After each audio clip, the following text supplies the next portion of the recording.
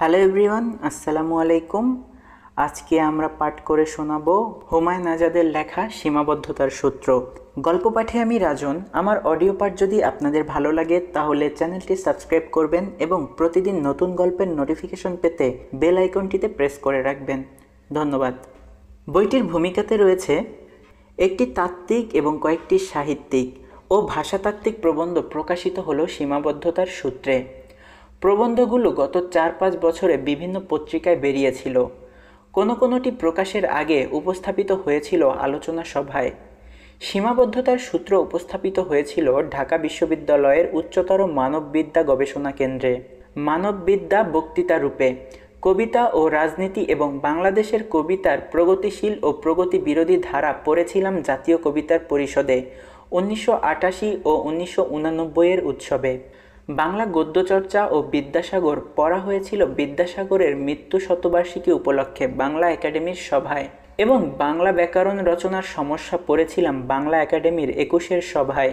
এর মধ্যে দুটি কাজ করেছিল অনিচ্ছুক বিস্ফোরকের মতো।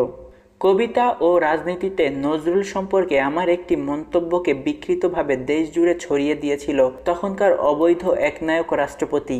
মৌলবাদীদের লাগিয়ে দিয়েছিল আমার বিরুদ্ধে, এবং পরের বছর বাংলাদেশের কবিতার প্রগতিশীল ও প্রগতি বিরোধী ধারা প্রবন্ধটি জাতীয় কবিতা উৎসবের মঞ্চেই বিস্ফোরণ ঘটায়। মঞ্চে অশৈল্পিক আক্রমণ ছড়িয়ে পড়ে এবং আমি ছেড়ে দেই কবিতা বিরোধী জাতীয় কবিতা পরিষদ। কয়েকটি প্রবন্ধ লেখা হয়েছিল পুস্তক সমালোচনা রূপে, তবে সেগুলো পূর্ণাঙ্গ প্রবন্ধ। বাংলা একাডেমির বই নকল, ভুল ও বিকৃত অনুবাদের উৎসব প্রবন্ধটি লিখতে বাধ্য হয়েছিলাম আমি, যখন এক অসৎ চক্র সংঘবদ্ধ চক্রান্তে মিলেছিল আমার বিরুদ্ধে। প্রবন্ধটি তাদের উপর পড়েছিল বজ্রপাতের মতো। তারা আর প্রকাশ্যে মাথা তোলেনি, যদিও তাদের নিঃশব্দ কর্মসূচি নিরবিচ্ছিন্নভাবে চলছে আমার বিরুদ্ধে। বাংলা ব্যাকরণের রূপরেখা একটি প্রস্তাব নামেও একটি প্রবন্ধ লিখেছিলাম আমি। সেটি গ্রন্থিত হলো না, কেননা বাংলা ব্যাকরণ রচনার সমস্যা প্রবন্ধটি লেখা হয়েছে ওই প্রবন্ধটিকে সংস্কার করেই। তবে ওই প্রবন্ধটি ব্যাকরণ উৎসাহীদের কাছে আকর্ষণীয় মনে হতে পারে।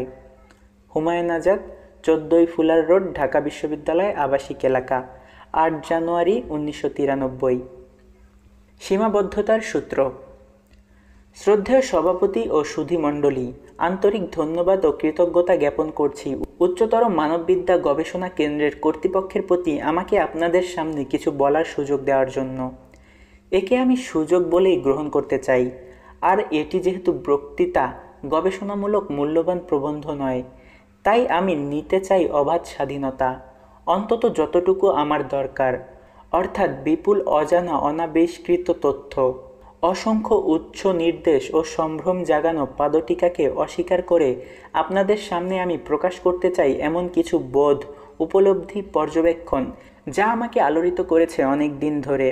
তবে আমি বিব্রত বোধ করছি একথা ভেবে যে আমার ভাবনা বেদনা হয়তো আপনাদের সামান্যও আলোড়িত করবে না।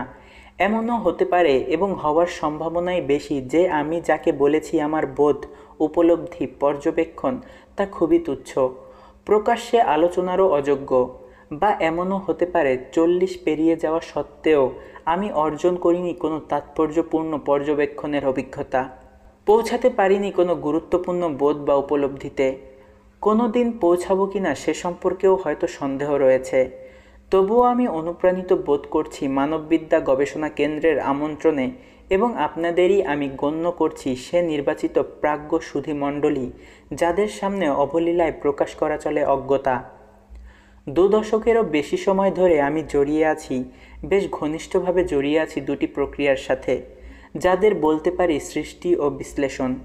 আপনারা যারা ব্যর্থদের উপেক্ষা করেন না তাদের কেউ কেউ হয়তো জানেন আমি কিছু সৃষ্টি করার চেষ্টা করেছি, অর্থাৎ কিছু কবিতা লিখেছি এবং বিশ্লেষণ করেছি কিছুটা, অর্থাৎ কবিতা আরও কিছু কিছু ব্যাপারের সূত্র উদ্ঘাটনের ব্যর্থ সাধনা করেছি, এবং বাঙালির সৃষ্টি ও বিশ্লেষণের প্রক্রিয়া দুটির কিছু সংবাদ রাখার চেষ্টা করেছি।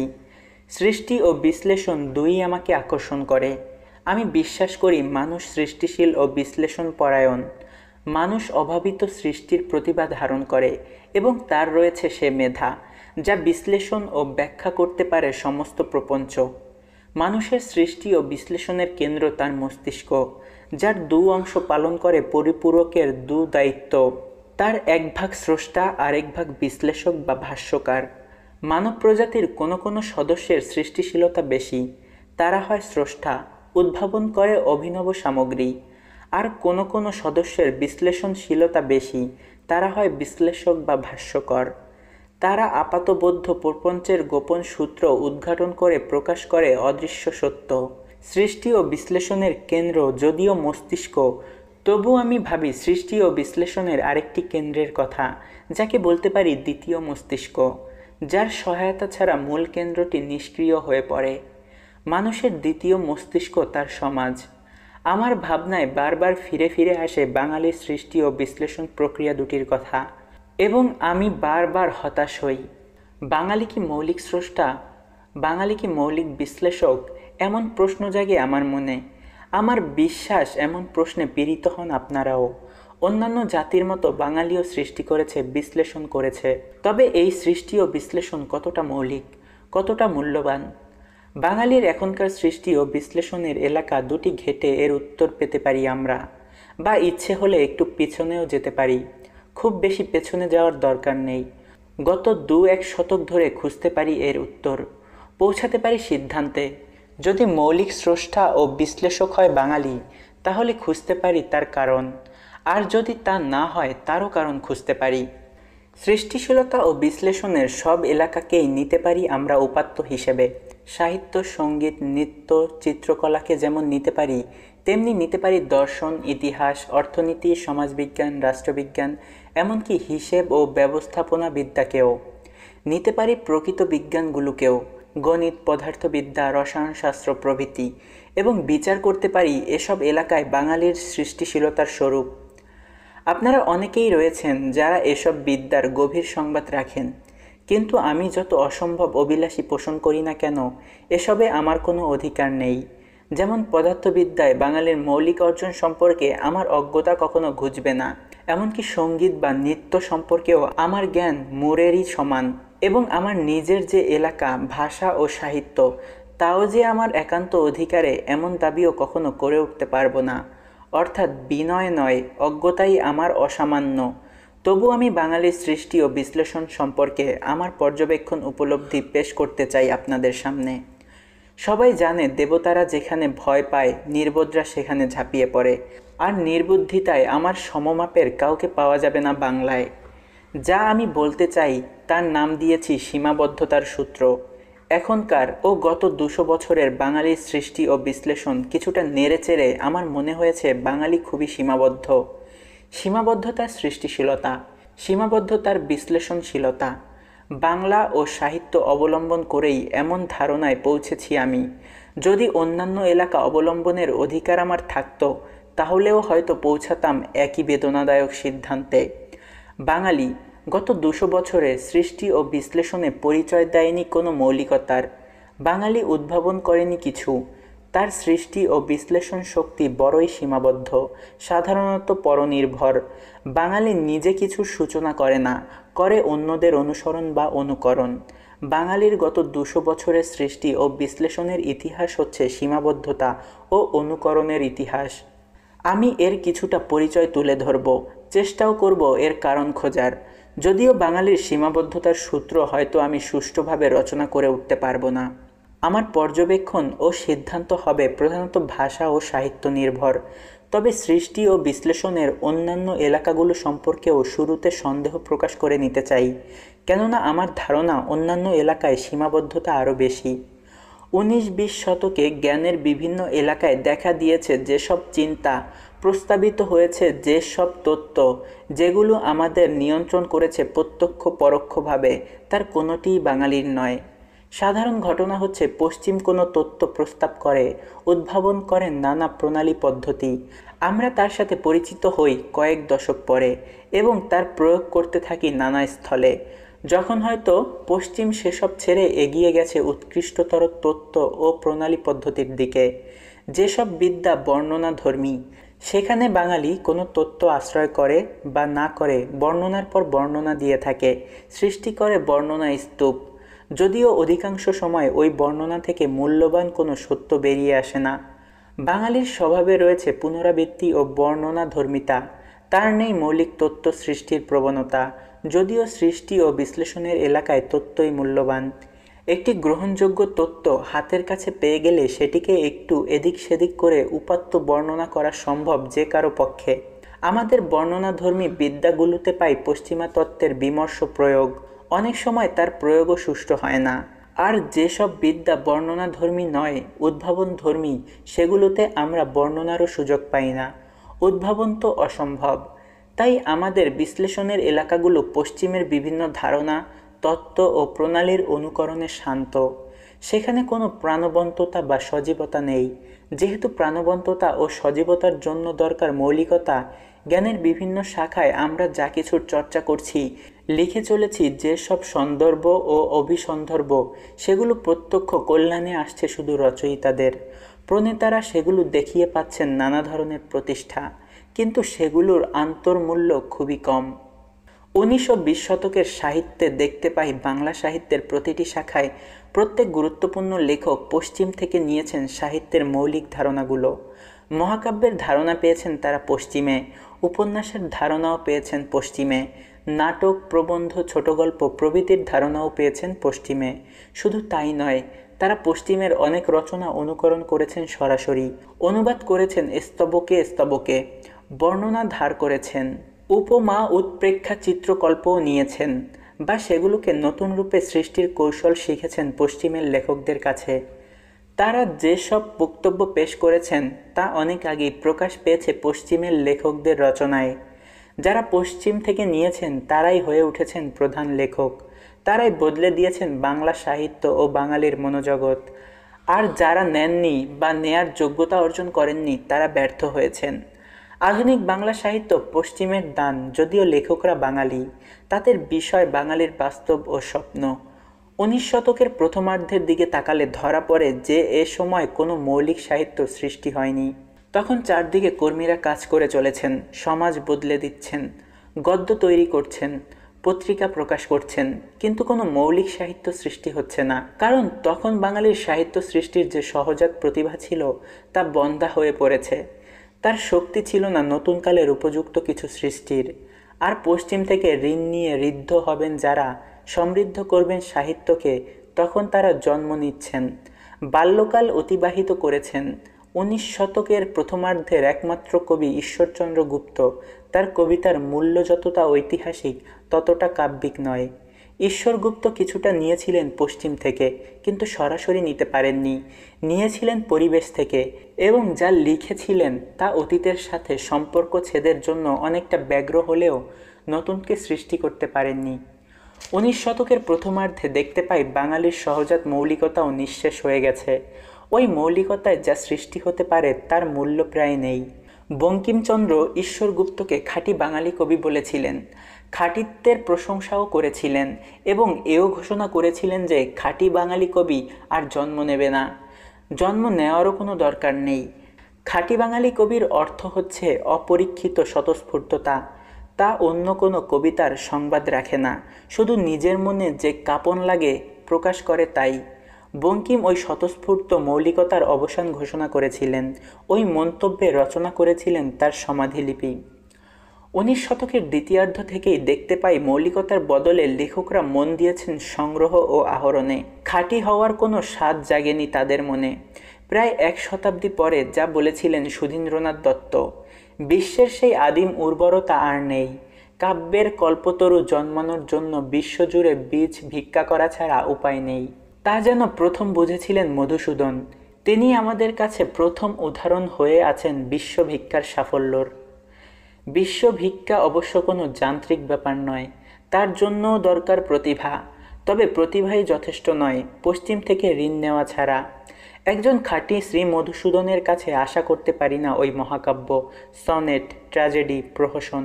তিনি যতই প্রতিভাবান হন, আধুনিক বাঙালির প্রতিভা হচ্ছে পশ্চিম থেকে গ্রহণের প্রতিভা। তিনি গ্রহণ করতে পেরেছেন, তিনি গুরুত্বপূর্ণ হয়েছেন। যিনি পারেননি তিনি গৌণ হয়ে পড়েছেন। মধুসূদনের রচনাবলী হচ্ছে বাংলায় লেখা পশ্চিমের রচনাবলী। পশ্চিমের কোনো ভাষায় লেখা হলে তা হয়তো মূল্য পেত না, কিন্তু বাংলায় তা অসাধারণ। বাঙালির অভিনব সৃষ্টিশীলতা প্রথম বিকশিত হয় মধুসূদনের রচনাবলীতে। ওই সৃষ্টিশীলতা মৌলিক নয়, বা অভিনব ধরনের মৌলিক। তার সাথে কোনো সম্পর্ক নেই বাংলার ও বাঙালির। তাতে বিষয়রূপে বাংলা ও বাঙালি রয়েছে, কিন্তু তা বিষয়। ওই বিষয়কে যা অভিনব শিল্পরূপ দিয়েছে তা বাংলার নয়। মধুসূদন থেকে শুরু বাঙালির এ নতুন ঋণাত্মক সৃষ্টিশীলতা, তারপর 100 বছরের বেশি সময় কেটে গেছে এবং আমরা দেখেছি বাঙালির কোনো মৌলিক সৃষ্টিশীলতার বিকাশ ঘটতে পারেনি। মধুসূদনের পর যারা একান্তভাবে বাঙালি, তাদের রচনার মূল্য খুবই কম। মধুসূদনের পরপরই আসেন বিহারীলাল চক্রবর্তী, যার কবিতার কিছু অংশ বিশুদ্ধ কবিতা। রোমান্টিকতা তার কবিতায় প্রথম প্রকাশ পায় বাংলা ভাষায়, কিন্তু তিনি যে মহত্ব অর্জন করতে পারেননি তার কারণ তিনি পশ্চিম থেকে বেশি নিতে পারেননি। তার কবিতায় দেখি বাঙালির প্রথাগত স্বভাবের স্বতঃস্ফূর্ততা, যা কবিতাকে বেশি দূর এগিয়ে নিতে পারে না। তার সময়কালে গদ্যে বঙ্কিমচন্দ্রে পাই পুরোপুরি পশ্চিমকে। প্রথম উপন্যাসই তিনি রচনা করেছিলেন স্কটের অনুসরণে, এবং পরবর্তী উপন্যাসে প্রবন্ধে ব্যঙ্গ বিদ্রূপে প্রতিধ্বনি শুনি শুধু পশ্চিমের। যদিও পশ্চিমের নিন্দায় তিনি অকুণ্ঠ ছিলেন, কিন্তু বঙ্কিমচন্দ্র চট্টোপাধ্যায় নামক কোনো ঔপন্যাসিক, প্রাবন্ধিক ও পরিহাসকারী বাংলা ভাষায় পাওয়া যেত না, যদি না বঙ্কিম উদারভাবে ধার নিতেন পশ্চিম থেকে।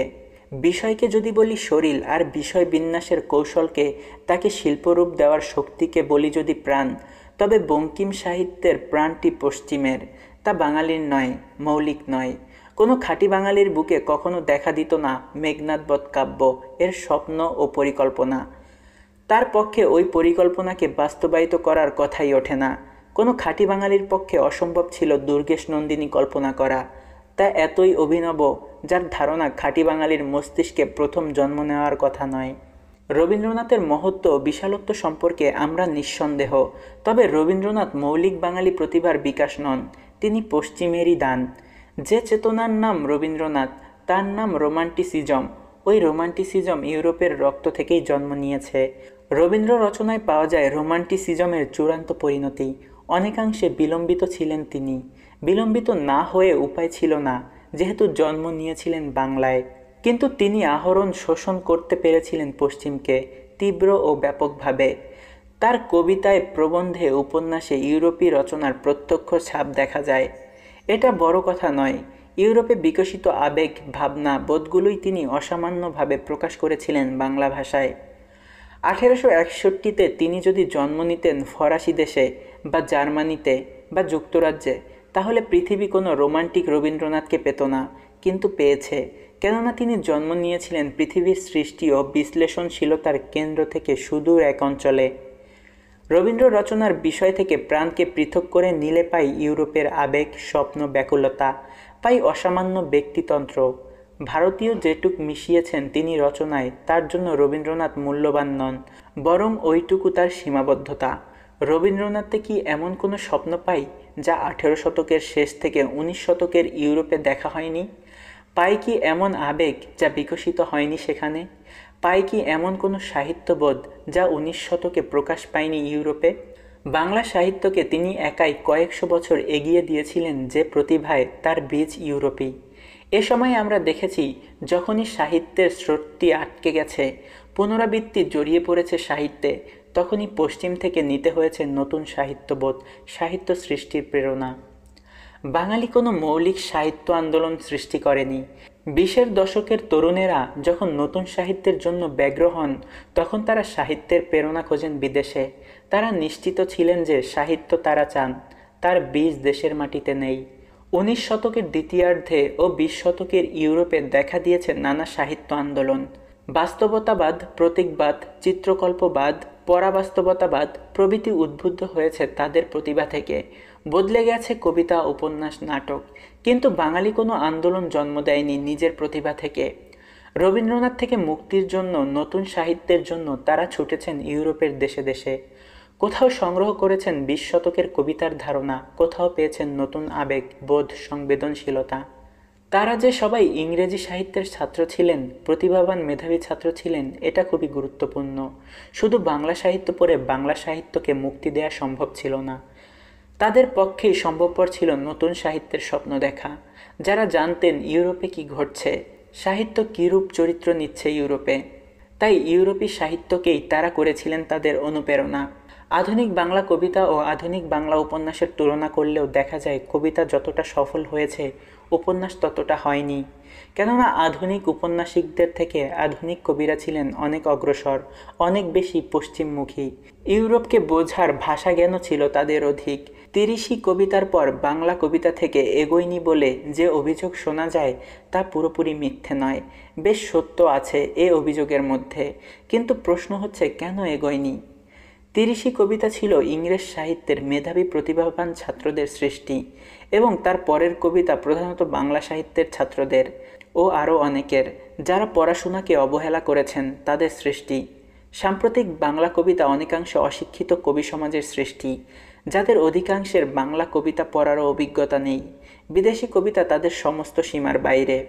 যেহেতু মৌলিক কিছু সৃষ্টি অসম্ভব তাদের পক্ষে এবং অসম্ভব বিদেশ থেকে প্রতিভামণ্ডিত ঋণ গ্রহণ, তাই কবিতা ও সাহিত্যের অন্যান্য এলাকা আক্রান্ত হয়েছে স্থবিরতায়। স্থবির সাহিত্যকে ও অন্য সব কিছুকে মুক্তি দেওয়ার দুটি উপায় রয়েছে, একটি মৌলিক সৃষ্টিশীলতা, অন্যটি বিদেশি ঋণ গ্রহণ। দুটি যদি কাজ করে একই সাথে তাহলে হয় চমৎকার। মৌলিক সৃষ্টিশীলতা থাকলে ভালো হয় খুবই। তার অভাবে যা অপরিহার্য তা হচ্ছে বিদেশ থেকে ঋণ গ্রহণের প্রতিভা। যদি একটিও অধিকারে না থাকে তাহলে স্থবিরতাচ্ছন্ন হওয়াই নিয়তি। সাহিত্য সৃষ্টি আমাদের কাছে অনেকটা প্রথার ব্যাপার।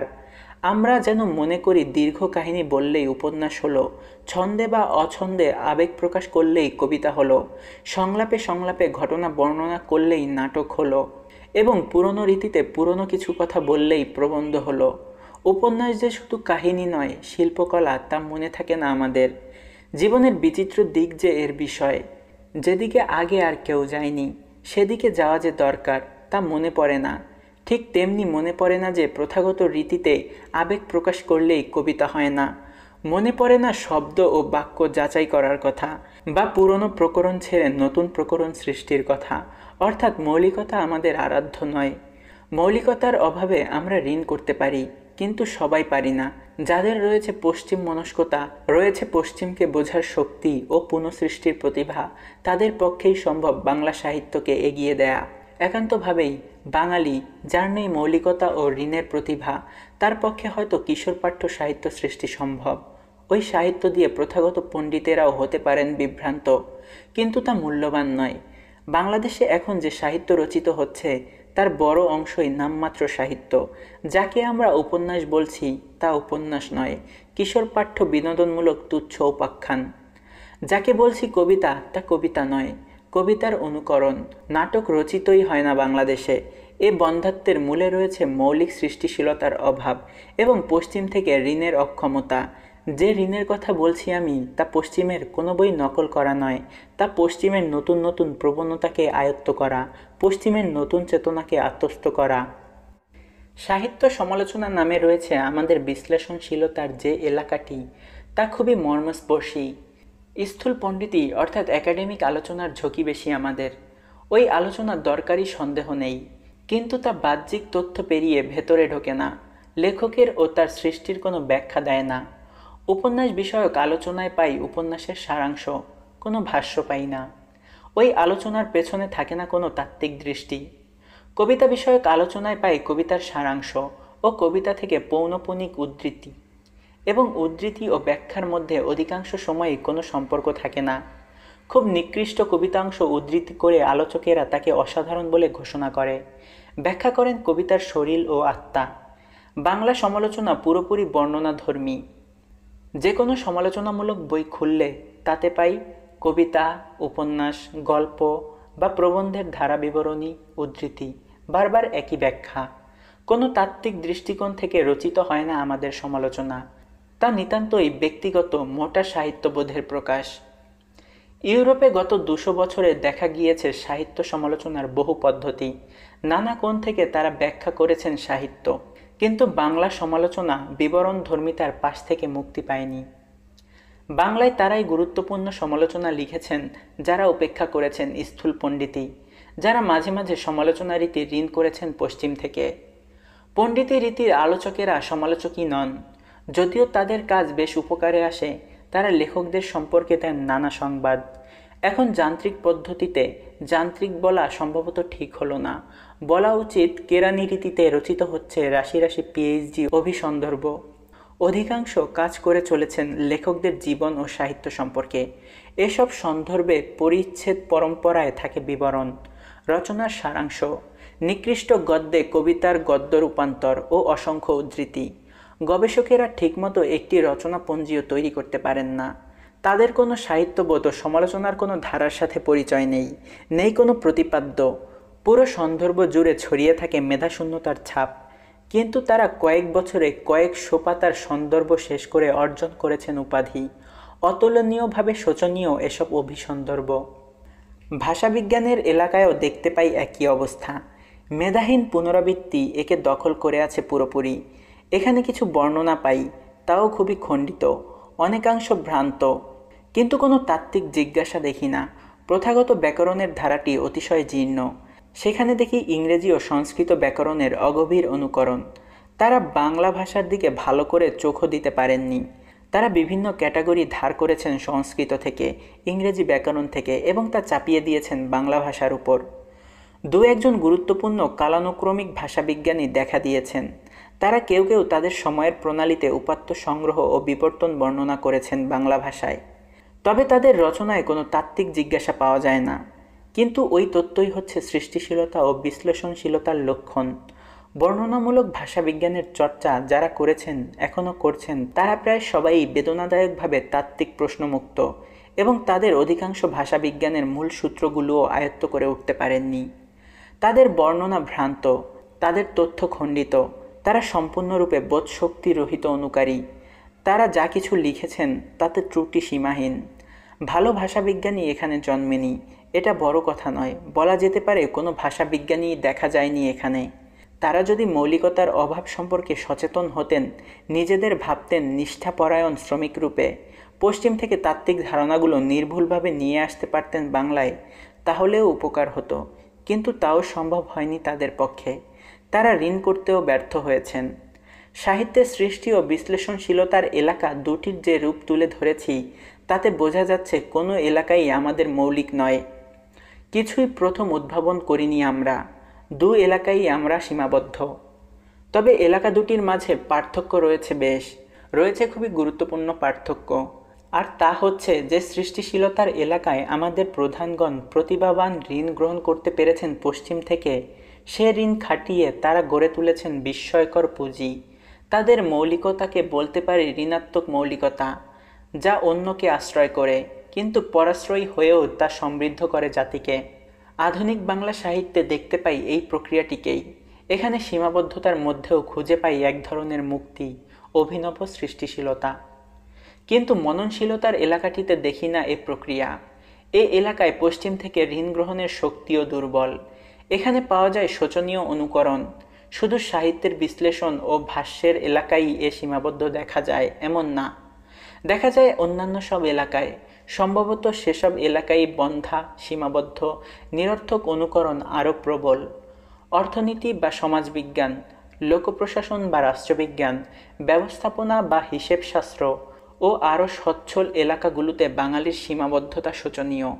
মৌলিকতার কথা সেখানে ভাবাও হয় না। ওসব এলাকায় যেসব কাজ হচ্ছে তা অর্থতাড়িত দাসবৃত্তি।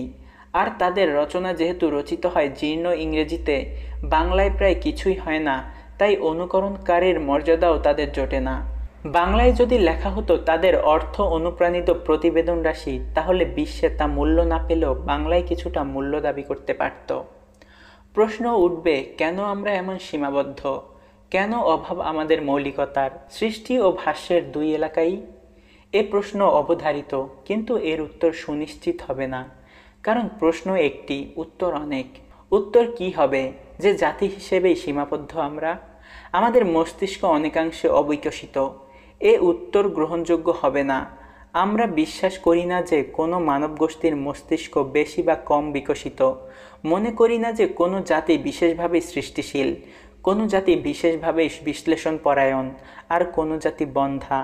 আমাদের সীমাবদ্ধতা কোনো জৈবিক কারণে নয়, আমাদের সীমাবদ্ধতা মস্তিষ্কের নয়, দ্বিতীয় মস্তিষ্কের অর্থাৎ সমাজের। আমরা যে সমাজ বা সংস্কৃতি বা সভ্যতার অংশ, তার মধ্যেই রয়েছে সীমাবদ্ধতার বীজ। আমাদের সমাজ মৌলিকতা বিরোধী, সৃষ্টি বিমুখ, পুনরাবৃত্তি পরায়ণ, নিয়ন্ত্রণবাদী। আমাদের সমাজের অবকাঠামো ও উপরকাঠামো জুড়ে রয়েছে সৃষ্টি বিরোধিতা। এর অর্থনীতি সৃষ্টি বিমুখ, এর ধর্মনীতি অন্ধাত্বের উপাসক, এর শিক্ষা ব্যবস্থা পুনরাবৃত্তি পরিতৃপ্ত, এর সংস্কৃতি প্রশ্ন বিরোধী। আমাদের সমাজ প্রশ্নের শত্রু, যে কোনো নতুনের বিরোধী। অতীতই আমাদের ভবিষ্যৎ, এগোনো এখানে নিষিদ্ধ। যা আছে তাকেই আমরা পরম বলে মনে করি, তাকে অতিক্রমের ইচ্ছেকে মনে করি ঈশ্বরদ্রোহিতা। অর্থনৈতিক কারণে আমাদের সমাজের বড় অংশই সৃষ্টি ও বিশ্লেষণে কোনো অংশ নিতে পারে না, আর যে ছোট অংশটি সুযোগ পায় সৃষ্টি ও বিশ্লেষণের, তারা শুরু থেকেই মুখোমুখি হয় নিষেধের। তারা বুঝে ফেলে অতিক্রম করা, সৃষ্টি করা নিষিদ্ধ। এখানে সিদ্ধ শুধু প্রথার সাথে সুচারুরূপে খাপ খাওয়া।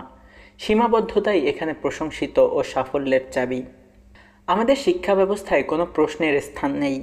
বাল্যকাল থেকে আমরা কিছু ধ্রুব সত্য মুখস্থ করতে থাকি, আর সারা জীবন তা আবৃত্তি করি। মনে করি প্রথা ও পুরনো মাত্রই সত্য ও শুদ্ধ, নতুন মাত্রই মিথ্যা ও অশুদ্ধ। নতুন আমাদের সমাজের চোখে শুধু মিথ্যা ও অশুদ্ধই নয়, তা ভয়ানক, সমাজবিরোধী ও প্রতিরোধের বস্তু। তাই শিক্ষা ব্যবস্থা আমাদের কোনো প্রশ্ন করতে দেয় না, প্রত্যেকের অন্তর সৃষ্টি ও মননশীলতাকে বিকশিত হতে দেয় না, বরং রোধ করে। আমাদের বইগুলো প্রথাপাঠ, শিক্ষকেরা প্রথার প্রহরী। ছোটবেলা থেকে আজ পর্যন্ত বাংলায় লেখা এমন কোনো পাঠ্য বই আমি পড়িনি যা আমাকে উৎসাহ দিয়েছেন প্রথার বিরুদ্ধে যেতে, যা যোগাতে চেয়েছেন আমার সৃষ্টিশীলতা, বিশ্লেষণশীলতা। ছেলেবেলা থেকে আজ পর্যন্ত আমি এমন কোনো শিক্ষক পাইনি যিনি সামান্য বিকাশ ঘটিয়েছেন আমার। পুরো শিক্ষা ব্যবস্থা আমাদের শিক্ষার্থীদের জন্য একটি বিশাল শেকল, যার কাজ শিক্ষার্থীর সৃষ্টি ও বিশ্লেষণশীলতাকে অজগরের মতো পেঁচিয়ে ধরা, তাকে দুমড়ে মুচড়ে দেয়া, তাকে নিষ্প্রাণ করা। আমাদের বিশ্ববিদ্যালয়গুলো সৃষ্টিশীল নয়, তথা প্রথা শিক্ষাগৃহ। সেখানে শেষবারের মতো চেপে ধরা হয় সৃষ্টিশীলতার গলা। ধর্মের পীড়ন অত্যন্ত প্রবল এখানে। মধ্যযুগ আমরা পেরিয়ে আসিনি এখনও, অথচ সৃষ্টি ও বিশ্লেষণের জন্য মধ্যযুগ থেকে বেরিয়ে আসা অত্যন্ত দরকার। অনেক গুরুত্বপূর্ণ বিষয়ই এখানে কোনো প্রশ্ন করা যায় না, তাই তার উত্তরও খোঁজা যায় না। মেনে নিতে হয় এমন অনেক কিছু যা পুরোপুরি বাতিল। অতীত এখানে বর্তমানের থেকেও প্রবল, বা আমাদের বর্তমান আসলে এক ধরনের অতীত। অতীতের মধ্যেই বর্তমানে বাস করি আমরা। আমাদের অতীতের এমন কিছু নেই যা গ্রহণযোগ্য, যাকে সাদরে অভ্যর্থনা জানাতে পারি, কিন্তু তার দ্বারাই নিয়ন্ত্রিত আমাদের জীবন ও স্বপ্ন। প্রাচ্য চিরকালই প্রথানুবৃত্তিতে পরিতৃপ্ত, পুনরাবৃত্তিতে আমাদের প্রতিভা তুলনাহীন। ইউরোপ চায় অতিক্রম করে যেতে, তার মুখ সামনের দিকে। আমরা চাই রুদ্ধ হয়ে থাকতে, আমাদের মুখ পেছন দিকে। আমাদের পেছনে এমন কি কিছু আছে, সাহিত্য, দর্শন, বিজ্ঞান, সমাজবিজ্ঞান বা অন্য কিছু, যা খাটাতে পারি পুঁজি হিসেবে। বারবার ফিরে যেতে পারি তার কাছে, হতে পারি ঋদ্ধ। এমন কিছু নেই আমাদের। আমাদের অতীতের কোনো কিছু বর্তমানের বা ভবিষ্যতের সৃষ্টি ও মননের ভিত্তি হওয়ার উপযুক্ত নয়। কি আহরণ করতে পারি কানহপ্পাদের কাছে, কি পেতে পারি আলাউলের কাছে, কি পেতে পারি কায়কোবাদ বা মোশাররফ হোসেনের কাছে। শূন্যতার কাছে কিছু প্রত্যাশা করতে পারি না, কিন্তু আমাদের সমাজ সংস্কৃতি আমাদের বাধ্য করে অতীতের শূন্যতার কাছে চিরবশ্যতা স্বীকার করে থাকতে। মৌলিক সৃষ্টিশীলতা ও মেধা অতীতের কাছে দায়বদ্ধ নয়, তা অতীতকে বিচার করে, গ্রহণ অযোগ্য হলে প্রত্যাখ্যান করে এবং সৃষ্টি করে অভিনবকে। কিন্তু অভিনবের জন্য আমাদের কোনো আগ্রহ নেই, কারণ আমরা বিকাশে বিশ্বাসী নই, আস্থাশীল আমরা স্থবিরতায়। আমাদের সমাজ ও সংস্কৃতির মধ্যে যদি থাকতো সৃষ্টির আবহাওয়া, এর জলবায়ু যদি হতো প্রশ্ন করার ও উত্তর খোঁজার, তাহলে সীমাবদ্ধতায় আক্রান্ত হতাম না আমরা। অভিনবকে আমরা ভয় পাই, বুঝতে পারি না কি অভিনব, জানিও না কিভাবে সৃষ্টি করতে হয় অভিনবকে। আমাদের সাহিত্য রচনার প্রক্রিয়াটি বিচার করা যাক। কেউ যখন একটি কবিতা লেখার কথা ভাবেন, তিনি তখন তার সময়ে প্রতিষ্ঠিত কারো মতো লেখেন, বা তিনি পেয়ে যান কবিতার একটি প্রচলিত ছক এবং অনুসরণ করতে থাকেন ওই ছক। অধিকাংশেরই কখনো মনে হয় না যে ওই ছক বাঁধা রচনা রচিত হয়েছে অনেক, এখন অন্য কোনো রূপে লেখা উচিত কবিতা, বা কবিতার বিষয় হওয়া উচিত ভিন্ন কিছু। উপন্যাস লিখতে বসে আমরা নতুনভাবে লিখি পুরনো উপন্যাস। শুরু থেকেই সবাই প্রচণ্ডভাবে মৌলিক হবেন, অন্য কারোই পথে চলবেন না, এরকম খুব বেশি হয় না পৃথিবী জুড়েই। কিন্তু পশ্চিমে দশকে দশকে নতুন মৌলিকেরা দেখা দেন। নতুনেরা সবসময় পুরনোদের থেকে মহৎ বৃহৎ হবেন এমন আশা করা অন্যায়, কিন্তু তারা নতুন ও স্বতন্ত্র হবেন তা আশা করা সঙ্গত। আমাদের এখানে নেই এ ব্যাপারটি। আমরা ধরেই নেই নতুনেরা প্রদক্ষিণ করবে পুরনোদের। একজন রবীন্দ্রনাথ পাওয়ার পর আমরা আর কিছু চাই না, আমরা চাই রবীন্দ্রনাথকেই প্রদক্ষিণ করতে। প্রথাবদ্ধতাই আমাদের সীমাবদ্ধতার মূল কারণ, আর প্রথাবদ্ধতার কারণ হচ্ছে আমাদের সমাজ সচল নয়, সক্রিয় নয়। তার মধ্যে কয়েক শতাব্দীতে কিছু সৃষ্টির অনুপ্রেরণা জাগেনি। আমাদের সমাজ অতি নিয়ন্ত্রিত, এত নিয়ন্ত্রিত যে নিয়ন্ত্রণকে সবসময় অনুভবও করি না, তাকেই ভাবি স্বাভাবিক। আমাদের সমাজের নিয়ন্ত্রণ পশ্চিমের একনায়কত্ব পীড়িত কিছু বিখ্যাত সমাজের পীড়নের থেকেও ভয়াবহ, কেননা সেখানে রয়েছে বা ছিল বিশেষ ধরনের রাজনৈতিক নিয়ন্ত্রণ, কিন্তু সৃষ্টি ও মননশীলতার ক্ষেত্রে তারা স্বাধীন। কোনো বৈজ্ঞানিক প্রশ্ন তাদের সন্ত্রস্ত করে না, কিন্তু আমাদের করে। কোনো নান্দনিক প্রশ্ন সেখানে আপত্তিকর নয়, কিন্তু আমাদের এখানে আপত্তিকর। নতুন নিন্দিত এ সমাজে প্রথা এখানে মুকুট শোভিত। সীমাবদ্ধতার আরও একটি কারণ, আমরা অনেক দূরে অবস্থিত সৃষ্টি ও বিশ্লেষণের কেন্দ্রগুলো থেকে। আমরা বাস করি এক গরিব গ্রহের গরিব প্রত্যন্ত অঞ্চলে, যেখানে পৃথিবীর প্রধান ঘটনাগুলোর সংবাদ পুরনো হওয়ার আগে পৌঁছে না। দূর পল্লীতে বসে পুরোপুরি বিচ্ছিন্ন হয়ে কেউ করে ফেলবেন কোনো অভিনব অসাধারণ কাজ, এটা এখন অসম্ভব বলেই মনে হয়। এখনকার সৃষ্টির জন্য পুরো বিশ্বের সাথে থাকা প্রয়োজন প্রাত্যহিক সম্পর্ক। এখনকার সৃষ্টির জলবায়ু আন্তর্জাতিক, কোনো বন্দি জলবায়ুতে গুরুত্বপূর্ণ কোনো কাজ সম্পন্ন হতে পারে না। কি হচ্ছে প্যারিসে, মস্কোতে, কি হচ্ছে লন্ডনে, নিউ ইয়র্কে, টোকিও, বুয়েন্স আয়ারিসে, তার সাথে যদি পরিচয় না থাকে, তাহলে সৃষ্টি ও বিশ্লেষণের কোনো এলাকায় এগোনো অসম্ভব। আমরা রয়েছি খুবই দূরে, কোনো দূর গ্রহে যেন। জানি না কিভাবে এগোচ্ছে কবিতা বা উপন্যাস, সঙ্গীত বা চিত্রকলা এবং আরও সব কিছু। সৃষ্টিশীল কেন্দ্রগুলো থেকে বিচ্ছিন্ন প্রত্যন্ত অঞ্চলগুলো অবধারিতভাবে বন্ধা। সেখানে প্রথার পুনরাবৃত্তি ঘটতে পারে, আন্তর্জাতিক মাপের কিছু সৃষ্টি হতে পারে না। আমাদের এখানে ঘটেছে তাই, প্রথার পুনরাবৃত্তি করে চলছি আমরা। শ্রদ্ধেয় সভাপতি ও সুধীমণ্ডলী, এতক্ষণ ধরে আমি আপনাদের সামনে উপস্থিত করেছি গভীর হতাশা। হয়তো সফলভাবেও আপনাদের মনে সংক্রামিত করতে পারিনি আমার উপলব্ধি। আপনারা আমাকে বক্তব্য উপস্থাপনের যে স্বাধীনতা দিয়েছেন, স্বাধীনতা পাওয়াও এখানে ভাগ্য। তার জন্য অশেষ ধন্যবাদ আপনাদের প্রাপ্য। অন্তত এখানে আপনারা অতিক্রম করেছেন বাঙালির সীমাবদ্ধতা, আপনাদের ধন্যবাদ জানাই। কবিতা ও রাজনীতি। এমন এক সময়ে বাস করছি আমরা, যখন রাজনীতির রোমশ বাহু ও নৃশংস নখরের আওতার মধ্যে এসে পড়েছে সব কিছু। এখন চরম নিষ্পাপ ও নির্বোধের পক্ষেও একথা ভাবা কঠিন যে চারপাশের রাজনীতিতে তার কিছু আসে যায় না। রাষ্ট্রযন্ত্র এখন এত প্রতাপশালী, বিভিন্ন ব্যক্তি ও শ্রেণীর চাহিদা এত বিচিত্র, যুদ্ধ, শান্তি, স্বাধীনতার সমস্যা এত প্রকট যে সব কিছু এখন রাজনীতি আক্রান্ত। আমাদের একান্ত ব্যক্তিগত জীবন, স্নেহপ্রীতি, প্রেম, ভালোবাসা, চুম্বন, আলিঙ্গন এখন রাজনীতি নিয়ন্ত্রিত।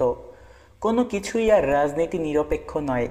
তৃতীয় বিশ্বে রাজনীতির থাবা একটু বেশি হিংস্র আর সারাক্ষণ উদ্যত, যেখানে হঠাৎ কোনো সন্ধ্যায় বা শেষ রাতে সারা দেশ বন্দী হয়ে পড়ে সামরিক আইন বা জরুরি অবস্থার সেকেলে।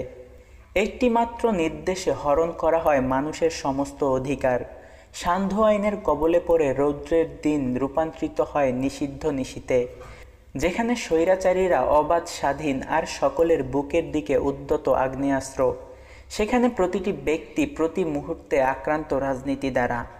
রাজনীতির আগুনে কম বেশি পুড়তে হয় সকলকে।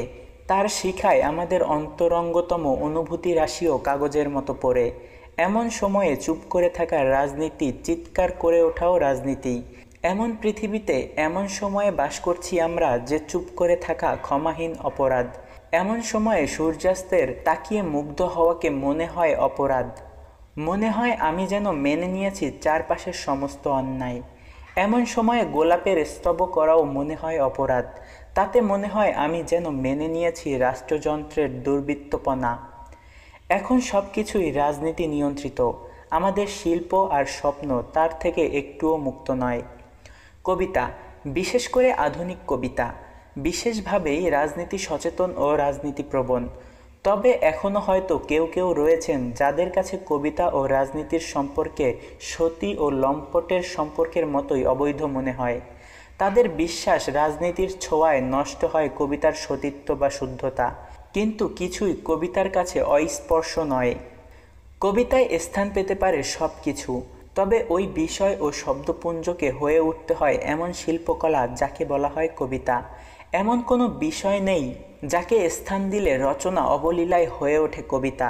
শুধুমাত্র প্রতিভার ছোঁয়াই বস্তু ও স্বপ্নজগতের বিভিন্ন বিষয় কবিতা হয়ে ওঠে। পৃথিবী জুড়ে প্রচুর উৎকৃষ্ট বিষয়ে প্রচুর নিকৃষ্ট কবিতা রচিত হয়েছে। প্রেম, প্রকৃতি, কামনার মতো বিভিন্ন কাব্যিক বিষয়ে প্রতিদিন কয়েক টন কবিতা নামের আবর্জনা রচিত হয় পৃথিবী জুড়ে। রাজনীতি সম্পর্কেও এটা সত্য।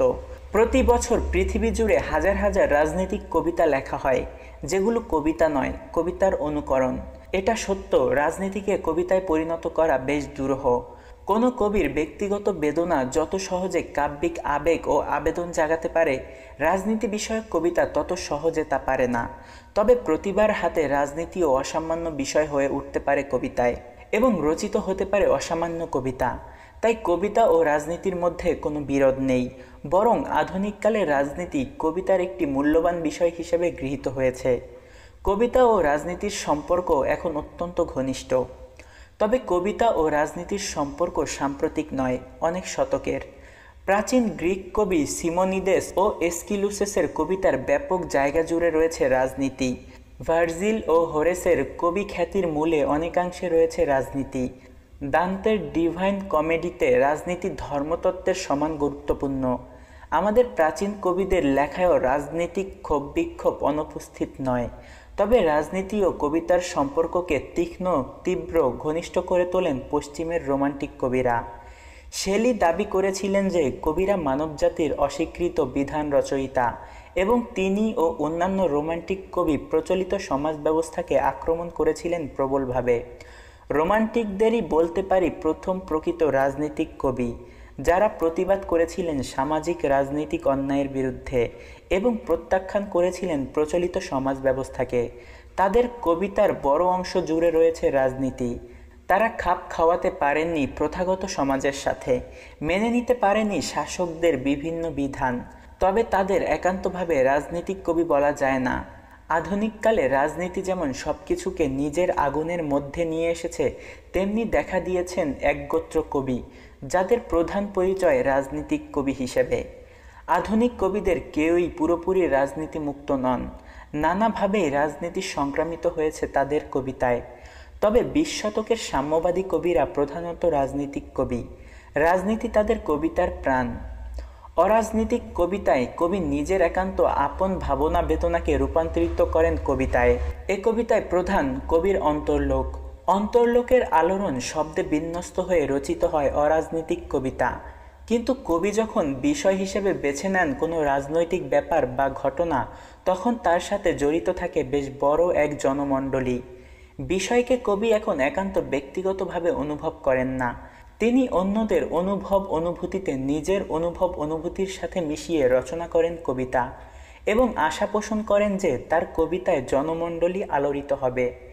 তিনি তখন হয়ে ওঠেন জনমণ্ডলীর মুখপাত্র। তার কবিতার সার্থকতা নির্ভর করে তিনি কতখানি সফলভাবে জনমণ্ডলীর আবেগ প্রকাশ করতে পেরেছেন তার উপর। তাই অরাজনীতিক ও রাজনীতিক কবিতার প্রাথমিক প্রেরণা বিপরীত।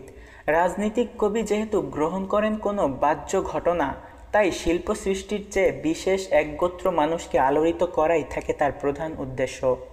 এজন্য তার বিপদগামী হওয়ার সম্ভাবনাও থাকে প্রচুর। রাজনৈতিক বিষয়ে কবিতা লেখার জন্য কবিকে বাইরে আসতে হয় অন্তর্লোক থেকে, নিজেকে মেলাতে হয় জনসাধারণের সাথে। তিনি নিজের বোধের সাথে মেলান জনমণ্ডলীর বোধ বা বিশেষ শ্রেণীর কামনা বাসনা, এবং অনেক সময় নিজের বোধের উপর চাপিয়ে দেন জনসাধারণের দাবিকে। বাহ্য জগতের মুখোমুখি হয়ে বিপন্নও বোধ করতে পারেন কবি। বাস্তব রাজনৈতিক জগতের জটিল ক্রিয়াকলাপের ব্যাকরণ দুর্বোধ্য মনে হতে পারে তার। তখন তিনি নির্ভর করতে পারেন অন্যদের মতামতের উপর এবং পদস্খলন ঘটাতে পারেন নিজের। যদি তিনি অন্যদের মতো পরিহার করে বাহ্য বিষয়কে শুধু নিজের বোধের সাহায্যে ব্যাখ্যা করতে চান, তখনও সম্ভাবনা থাকে বিপদগামী হওয়ার। দুমুখ সমস্যায় আক্রান্ত হতে পারেন রাজনীতিক কবি। তিনি নিজের একান্ত বোধির সাহায্যে জনমণ্ডলীর সমস্যা ব্যাখ্যা করতে গিয়ে ডুবে যেতে পারেন ব্যক্তিগত স্বপ্ন দুঃস্বপ্নে, আবার অন্যদের ব্যাখ্যার উপর নির্ভর করতে গিয়ে মেতে উঠতে পারেন তুচ্ছাতি তুচ্ছে। ফলে তার কবিতা ব্যর্থ হতে পারে। যেসব রাজনীতিক কবি ব্যক্তিগত স্বপ্ন দুঃস্বপ্নে মগ্ন হন, তারা অনেক সময় গভীর কবিতা লিখেও গ্রহণ অযোগ্য হয়ে ওঠেন রাজনৈতিক কারণে। আবার তুচ্ছাতি তুচ্ছ উদ্দীপ্ত রাজনীতিক কবিওয়ালা বিপুল জনপ্রিয়তা অর্জন করেও থেকে যেতে পারেন অকবিরূপে। রাজনীতি ভুল লোককে কবিতা লেখার উৎসাহ দিতে পারে। যার হওয়ার কথা ছিল রাজনৈতিক কর্মী, কবিতার নামে তিনি লিখতে পারেন শূন্য স্লোগান, ব্যক্তি বা দলের স্তুতি, করতে পারেন অশ্লীল গালাগালি। জনপ্রিয়তা রাজনীতিক কবির আফিম। বাংলাদেশের জনপ্রিয় বিখ্যাত কবিতা মাত্রই সামাজিক রাজনৈতিক কবিতা। জনপ্রিয়তার আফিম একবার সেবন করলে তার জন্য আসক্তি বাড়তে থাকে, আর কবি করতালির মোহে কবিতাকে বিদায় জানিয়ে মেতে উঠতে পারেন অকবিতায়। যখন কোনো ভূভাগে দেখা দেয় রাজনৈতিক আলোড়ন, বিপ্লব, গৃহযুদ্ধ, মুক্তিযুদ্ধ, স্বাধীনতা আন্দোলন, স্বৈরাচার বিরোধিতা প্রভৃতি রাজনৈতিক কাজ, তখন কবিতায় অবলীলায় প্রবেশ করে রাজনীতি। ওই দুঃসময়ে অরাজনীতিক কবিও রাজনীতিকে বিষয় করেন কবিতার, কেননা রাজনীতি তখন অচ্ছেদ্যভাবে জড়িয়ে পড়ে তার ও তার গোত্রের মনুষ্যমণ্ডলীর জীবন মৃত্যুর সাথে। খুব শান্ত, সুন্দর, চমৎকার রাজনৈতিক পরিবেশ রাজনৈতিক কবিতা লেখার প্রেরণা যোগায় না, কারণ তখন কবির চিত্ত আলোড়িত থাকে ব্যক্তিগত ভাবনা বেদনায়। কিন্তু যেই দেখা দেয় সামাজিক রাজনৈতিক আলোড়ন, স্বদেশ আক্রান্ত হয় কোনো সাম্রাজ্যবাদী শক্তির দ্বারা, বা জাতির মুক্তির তীব্র আকাঙ্ক্ষা দেখা দেয় সাম্রাজ্যবাদী বা স্বৈরাচারী শেকল থেকে, তখন রাষ্ট্রযন্ত্র অধিকারীদের সাথে সংঘর্ষ বাধে জনগণের, সূচিত হয় বিজয়, বা ঘটে জাতির জন্য কোনো মর্মান্তিক ঘটনা। তখন কবিতা স্বাভাবিকভাবেই আন্দোলিত হয়ে ওঠে ওইসব রাজনৈতিক কাণ্ড নিয়ে। রুশ বিপ্লব সৃষ্টি করে মায়াকোভস্কি, নাৎসি বিরোধিতা থেকে উদ্ভূত হন রেখট, স্পেনীয় গৃহযুদ্ধের বেদনা জন্ম দেয় আলবের্তি ও এরনান্দেসকে, নাৎসি আক্রান্ত ফরাসি দেশে দেখা দেন আরাগ, এলুয়ার, চিলিতে নেরুদা। পশ্চিমে অজস্র কবি রাজনৈতিক কবিতা লিখেছেন। একটি লক্ষণীয় ব্যাপার হচ্ছে যে তাদের প্রায় সবাই সাম্যবাদী কবি। তাদের মধ্যে রয়েছেন জার্মান হাইনে, ফরাসি ওজেন পতিয়ে, যার আন্তর্জাতিক এর অসাধারণ বাংলা রূপ দিয়েছেন নজরুল, রুশ ম্যান্ডেলস্টাম, স্পেনীয় থেসার ভেলিয়েখো, তুর্কি নাজিম হিকমত, চেক হলুব ও আরও অনেকে। 20 শতকে যে রাজনৈতিক প্রবণতাটি বিশ্বজুড়ে কবিদের অনুপ্রাণিত করে উৎকৃষ্ট রাজনৈতিক কবিতা সৃষ্টি করেছে, তা সমাজতন্ত্র। বাংলায় রাজনীতিক বা বলা যাক সামাজিক কবিতার ধারাটি বেশ পুরনো। 1000 বছর আগে বাংলা কবিতার উদ্ভবের সময়ই এ ধারাটি উৎসারিত হয়েছিল জীবন জর্জরিত কবিদের বুক থেকে। চর্যাপদে প্রেম, প্রকৃতি, শ্রেণী শত্রুতা পাশাপাশি পাই, প্রতিবাদী স্বর শোনা যায় মাঝে মাঝেই। তবে আমাদের অঞ্চলে রাজনীতি ব্যাপক জনমণ্ডলীকে আলোড়িত করে 19 শতকে। দেখা দেয় নানা সামাজিক রাজনৈতিক আন্দোলন, এবং কবিতায় রাজনৈতিক বিষয়ারাজি ঢুকতে থাকে সচেতন ও ব্যাপকভাবে। বাংলা কবিতা আধুনিক অর্থে রাজনৈতিক হয়ে ওঠে 19 শতকেই। দুটি বিষয় নিয়ে হাহাকার করে ওঠে বাংলা কবিতা, একটি মাতৃভূমি, অন্যটি মাতৃভাষা। দেশপ্রেম আমাদের অঞ্চলে দেখা দেয় 19 শতকে, আর বিষয় হয়ে ওঠে কবিতার। বাংলাদেশের দেশপ্রেম কবিতার বিষয় হয় প্রথমে ইংরেজি ভাষায়।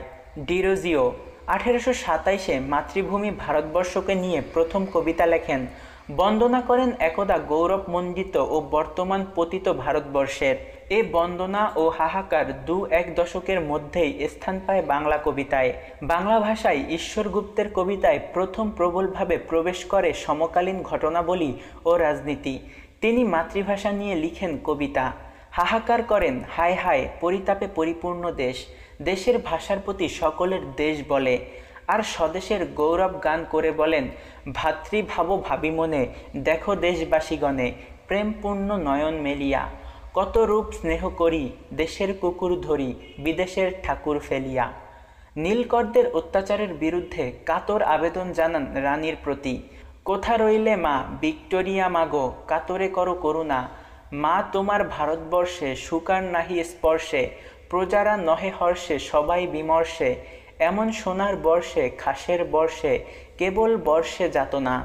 তবে ইংরেজরা যখন একের পর এক যুদ্ধে ভারতে বিস্তার করে চলছিল তাদের সাম্রাজ্য, তখন ইংরেজদের বিজয়ে উল্লাস প্রকাশ করেও কবিতা লিখেন ঈশ্বরগুপ্ত। পালন করেন বাদামি টেলিসনের ভূমিকা। 19 শতকের যে আবেদন নিবেদনের রাজনীতি শুরু হয়েছিল, দেখা দিয়েছিল একই সাথে দেশপ্রেম ও ইংরেজ ভক্তি, তা ধরা পড়েছে 19 শতকের বাংলা রাজনৈতিক কবিতায়। ভাষা ও দেশ অভিন্ন হয়ে উঠেছিল তাদের চেতনায়। রামনিধি গুপ্ত লিখেছিলেন, বিনা স্বদেশী ভাষা পড়ে কি আশা। মধুসূদন লেখেন বঙ্গভাষা ও বঙ্গভূমির প্রতি নামক কবিতা। রঙ্গলাল বন্দ্যোপাধ্যায় স্বাধীনতাহীনতায় কে বাঁচিতে চায় রে বলে দেশপ্রেমের রাজনীতিকে আলোড়ন জাগানো আবেগের সাথে প্রকাশ করেন। 19 শতকের 40-এর দশক থেকেই ধারাবাহিকভাবে বিকশিত হয় বাংলা রাজনৈতিক কবিতার ধারাটি। 1867-তে প্রতিষ্ঠিত হয় হিন্দু মেলা।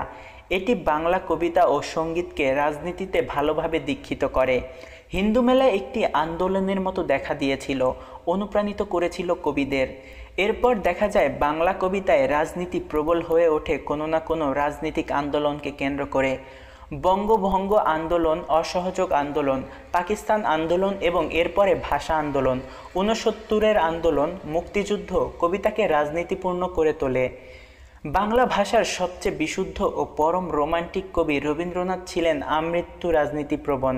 তার কবিতা ও গানে এর পরিচয় রয়েছে। তার কিশোর বেলায় লেখা যে কবিতাটি তার সাথে নামমুদ্রিত হয়েছিল, এর আগে আর কোনো কবিতার সাথে ছাপা হয়নি তার নাম। সেটি ছিল একটি রাজনৈতিক কবিতা। কবিতার নাম হিন্দু মেলার উপহার। 13 বছর 8 মাস বয়স্ক কবি হাহাকার করে উঠেছিলেন ভারতের পতনে। ভারত কঙ্কাল আর কি এখন, পাইবে হায়রে নতুন জীবন, ভারতের ভস্মে আগুন জ্বলিয়া আর কি কখনো দিবে জ্যোতি। এরপর আর বাহ্য ঘটনা ও রাজনীতিকে অবহেলা করা সম্ভব হয়নি তার পক্ষে। নজরুল ইসলাম বাংলা ভাষার প্রথম কবি। রাজনীতি তার কবিতার প্রধান বিষয়।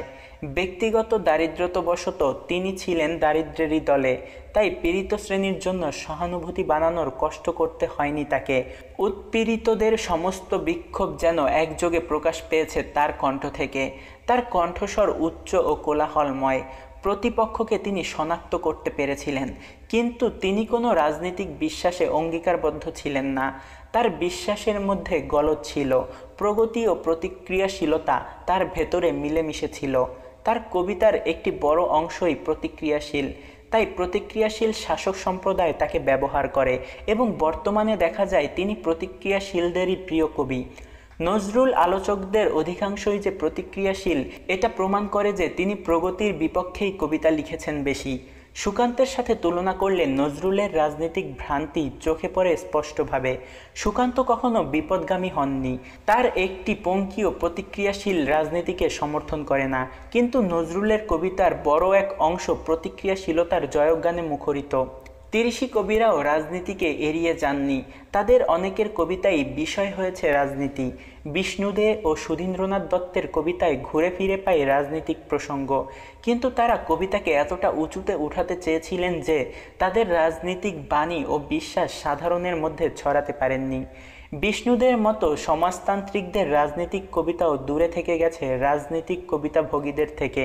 সুধীন্দ্রনাথ 30দের মধ্যে সম্ভবত সবচেয়ে বেশি ভেবেছেন সমকালীন বিশ্ব পরিস্থিতি ও রাজনীতি সম্পর্কে। দিকে দিকে একনায়কদের উত্থান দেখে হতাশাগ্রস্ত হয়েছেন। তার সংবর তো পুরোপুরি রাজনীতিময়। একনায়কত্বের বিরুদ্ধে তার মতো ঘৃণা আর কেউ প্রকাশ করেননি বাংলা কবিতায়। তিনি দেখেছিলেন জাতিভেদে বিভক্তি মানুষ, নিরঙ্কুশ একমাত্র একনায়কেরা। তিনি যে ভয় পেয়েছিলেন তা সত্য হয়ে দেখা দেয় এক দশকের মধ্যে। পৃথিবী প্রায় ভরে ওঠে স্বেচ্ছাচারী একনায়কে। ৩০-৭০ দশকগুলোতে জীবন আরও রাজনীতি আলোড়িত এবং বাংলা কবিতাও প্রবলভাবে রাজনীতিক হয়ে ওঠে। প্রচুর কবিতা রচিত হতে থাকে বিশেষ দল ও ইস্তেহারের নির্দেশে। ৪০ দশকের উল্লেখযোগ্য রাজনৈতিক কবিতা মাত্রই সমাজতান্ত্রিক কবি, যারা বাংলা কবিতায় সঞ্চার করেন নতুন তাপ, বেগ ও বিস্ময়। ৩০দের শৈল্পিক উচ্চতা ছেড়ে তারা নেমে পড়েন রাস্তায়। এ সময়ই সমাজতান্ত্রিক অনুষঙ্গরাশি প্রবলভাবে ঢুকতে থাকে বাংলা কবিতায়। অনেক শব্দ, বস্তু, রূপক অবিচ্ছেদ্যভাবে জড়িত হয়ে পড়ে প্রগতিশীলতার সাথে। পাকিস্তানের স্বপ্ন ও প্রতিষ্ঠা একদল দুর্বল, প্রগতিবিমুখ, সুবিধাবাদী কবিকে অনুপ্রাণিত করেছিল, যার ফলে ৪০ ও ৫০-এর দশকে ওই পাকিস্তানবাদী কবিদের হাতে রচিত হয় একরাশ পাকিস্তানি পদ্য, যেগুলোর কোনো কাব্যমূল্য নেই। এ পেছনমুখ পদ্মরাশির প্রতিক্রিয়াশীলতা ও শিল্পকলাহীনতা আমাদের ক্ষতি করেছে নানাভাবে। পাকিস্তানবাদী ওই কবিরা ও তাদের পদ্য বাংলাদেশে আধুনিক কবিতার উন্মেষ বিকাশে যেমন বাধা হয়ে দাঁড়িয়েছিল, তেমনি অনেকখানি রোধ করেছিল কবিতায় প্রগতিশীলতার প্রবেশ। পাকিস্তান নিয়ে এসেছিল এক রাজনৈতিক ও শৈল্পিক অন্ধকার। ওই অন্ধকার কাটানোর জন্য দরকার ছিল ৫২-র আলোক।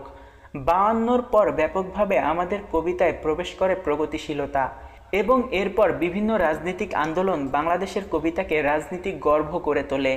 আমাদের কবিতা যে প্রধানত বাহ্য জীবনের কবিতা, তার চরিত্র যে গীতিকাব্যিক নয় বরং মহাকাব্যিক, তার মূলে রয়েছে আমাদের অঞ্চলের রাজনৈতিক পরিস্থিতি। সুস্থ রাজনৈতিক পরিবেশ এখানে কখনো প্রতিষ্ঠিত হয়নি। একের পর এক স্বৈরাচারী এসেছে, কেড়ে নিয়েছে মানুষের অধিকার, কেড়ে নিয়েছে সাধারণ মানুষের অধিকার। মিছিল নেমেছে, রাজপথ উপচে, রক্তে ভিজেছে বাংলাদেশের মাটি, এবং কবিতাও হয়ে উঠেছে তারই অনুরূপ। বাংলাদেশের প্রায় সব কবি কমবেশি রাজনীতিকে বিষয় হিসেবে গ্রহণ করেছেন কবিতায়। আমাদের রাজনৈতিক কবিতা প্রধানত প্রতিবাদ ও বিরুদ্ধতার কবিতা। শাসক সম্প্রদায়ের বিরুদ্ধে বিক্ষোভ প্রকাশ পেয়েছে এ কবিতা রাশিতে, এবং অনেক কবিতায় স্থান পেয়েছে অশ্রু ও হাহাকার। বাংলাদেশের রাজনৈতিক কবিতার পুরোটাই প্রগতিশীল, কিন্তু এর মাঝে একটি বড় গলদ রয়েছে। বিস্ময়কর ভণ্ডামও প্রকাশ পায় এখনকার কবিতায়। স্বৈর শাসক সম্প্রদায়ের অনুগত কৃতদাসেরাও এখন কবিতা লেখে। তখন তারা জনতার পক্ষে কবিতা লেখে, কিন্তু ব্যক্তিগত জীবনে কাজ করে জনতার বিরুদ্ধে। রাজনীতির মধ্যে চরিত্রহীনতা এক প্রকট ব্যাপার বাংলাদেশে। কবিতায়ও তার স্বাক্ষর রয়েছে। এখন বাংলাদেশে দেখা দিচ্ছে বিভিন্ন দলীয় কবি, পাওয়া যাবে মুজিববাদী কবি, মস্কোপন্থী কবি, মক্কাপন্থী কবি ইত্যাদি। এখন কবিতায় রাজনীতিক প্রগতিশীলতা প্রধান ব্যাপার হলেও প্রতিক্রিয়াশীলতার প্রত্যাবর্তন চোখে পড়ে। পাকিস্তানবাদী কবিদের একদল উত্তরসূরির উদ্ভব ঘটেছে, যারা মৌলবাদী প্রতিক্রিয়াশীলতাকে কবিতা রূপ দিতে উৎসাহী। তবে বাংলাদেশের কবিতার মুখ্য বৈশিষ্ট্য প্রগতিশীলতা, যার লক্ষ্য স্বৈরাচারহীন গণতান্ত্রিক সমাজতান্ত্রিক সুস্থ সমাজ ও রাষ্ট্র। সারা পৃথিবী জুড়ে রাজনৈতিক কবিরা এখন কবিতাকে আগ্নেয়াস্ত্রে পরিণত করতে চান। তারা জানেন স্বৈরাচারের বিরুদ্ধে আগ্নেয়াস্ত্রই শ্রেষ্ঠ কবিতা। তারা চান এমন কবিতা যা খুন করতে পারে। তারা লিখতে চান আতাতীয় কবিতা, যে কবিতা পুলিশের সাথে লড়াই করতে পারে, যা বোমার মতো বিস্ফোরিত হতে পারে চৌরাস্তায়। তারা লিখতে চান এমন কবিতা যা স্টেনগানের মতো ট্রা ট্রা করে গর্জে উঠতে পারে, আগুন লাগিয়ে দিতে পারে শত্রুর দুর্গে। তাই রাজনৈতিক কবিতা ক্রমশ হয়ে উঠেছে শত্রুর সাথে আগ্নেয়াস্ত্র নিয়ে লড়াইয়ের কবিতা। অর্থাৎ বিশ্বের রাজনৈতিক পরিবেশ পুরোপুরি ঢুকে যাচ্ছে রাজনৈতিক কবিতায়। খুন করা হয়ে উঠেছে বিশ্ব রাজনীতি।